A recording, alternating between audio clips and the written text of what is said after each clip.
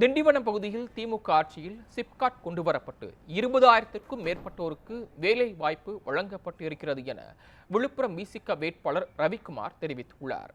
இதுகுறித்து அவரிடம் நமது செய்தியாளர் கோகுல்ராஜ் நடத்திய கலந்துரையாடலை தற்போது பார்க்கலாம். இந்தியா கூட்டணி சார்பில் விழுப்புரம் நாடாளுமன்ற தொகுதியில் விசிக சார்பில் போட்டியிடக்கூடிய ரவிக்குமார் இறுதிக்கட்ட பிரச்சாரம் திண்டிவனம் பகுதியில் மிகவும் ஆர்வமாக மேற்கொண்டு வருகிறார். அவரிடம் கேட்போம், மக்கள் எவ்வாறு அவருக்கு வரவேற்பு கொடுக்கிறார்கள். சார், உங்களுக்கு இன்னைக்கு வரவேற்பு எப்படி இருக்கு சார்? திண்டிவனம் பகுதியில் திண்டிவனம் நகர பகுதியில் இன்றைக்கு வாக்கு சேகரித்தோம்.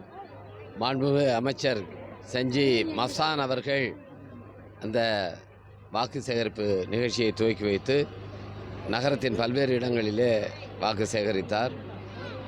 எல்லா இடங்களிலுமே ஒரு நல்ல வரவேற்பு இருக்கிறது. குறிப்பாக திராவிட முன்னேற்றக் கழக ஆட்சியில்தான் திண்டிவனம் நகரத்துக்கு பல்வேறு மேம்பாட்டு திட்டங்கள் இன்றைக்கு செயல்படுத்தப்பட்டு வருகின்றன.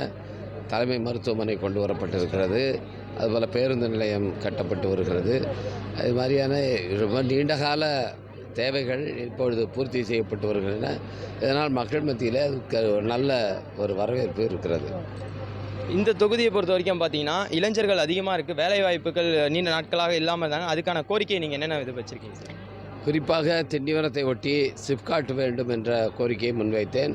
கடந்த ஆட்சி காலத்திலே அந்த கோரிக்கை பரிசீலிக்கப்பட்டு வந்தது. ஆனால் திமுக ஆட்சி வந்ததுக்கு பிறகுதான் அந்த சிப்காட் இன்றைக்கு துவக்கப்பட்டு அங்கே 20,000க்கும் மேற்பட்டவர்களுக்கான வேலை வாய்ப்பு இன்று உருவாக்கப்பட்டிருக்குது. அதே போல் திண்டிவனத்தை மையப்படுத்தி உணவு பூங்கா ஃபுட் பார்க் ஒன்று வேண்டும் என்ற கோரிக்கையை முன்வைத்திருந்தேன். அந்த ஃபுட் பார்க்கும் இன்றைக்கு திமுக அரசால் அனுமதிக்கப்பட்டு அதற்கான பணிகளும் நடந்து வருகின்றன. டெல்லியில் இருக்கிற ஒன்றிய அரசை நான் வலியுறுத்தி வருவது, இங்கே விவசாய ஆராய்ச்சி மையம் இருக்கிறது.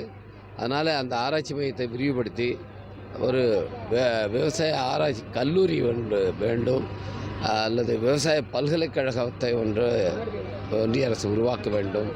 ஏனென்றால் 80 விழுக்காடு மக்களுக்கு மேல் விவசாயத்தை நம்பி இருக்கிற மக்களை கொண்ட மாவட்டம் இது.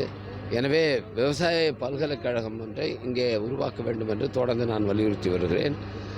ஒன்றிய அரசு நடவடிக்கை எடுக்கும் இப்பொழுது நம்முடைய மாநில அரசு தொடர்ந்து நடவடிக்கை எடுத்து வருகிறது.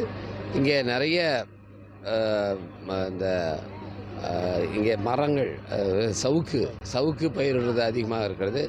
அதை வைத்து மரக்குள் காகித தொழிற்சாலை ஒன்று வேண்டும் என்று நான் போய் நம்முடைய இதுக்கு முன்பு இருந்த தொழில்துறை அமைச்சர் திரு தங்கந்தன் அவர்களிடம் வலியுறுத்தினேன்.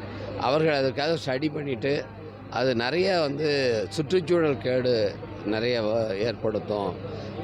இதில் வேலைவாய்ப்பு வர்றதை விட சுற்றுச்சூழல் கேடு அதை விட அதிகமாக இருக்கும்.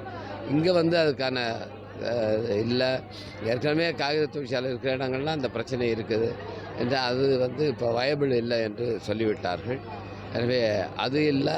ஆனால் இந்த பகுதியில் உளுந்து பயிர்றது தமிழ்நாட்டிலே இங்கே தான் தரமான உளுந்து மகசூலும் அதிகம். அதனால் உளுந்தை ஒரு வேல்யூ அடிஷன் பண்ணுறது, அதை தோல் நீக்கி கொடுத்தா அது இன்னும் கொஞ்சம் கூடுதல் விலை கிடைக்கும் என்ற கோரிக்கையை தொடர்ந்து தமிழ்நாடு வேளாண் துறை அமைச்சர் திரு MRK பன்னீர்செல்வம் அவர்களிடத்தில் நான் வலியுறுத்தி வருகிறேன். அதற்கான இடம் அவங்க பார்த்துட்ருக்காங்க. அந்த இடம் கிடைத்தால் அந்த ஆலையை அமைத்து தருகிறேன் என்றும் சொல்லியிருக்கிறார்கள்.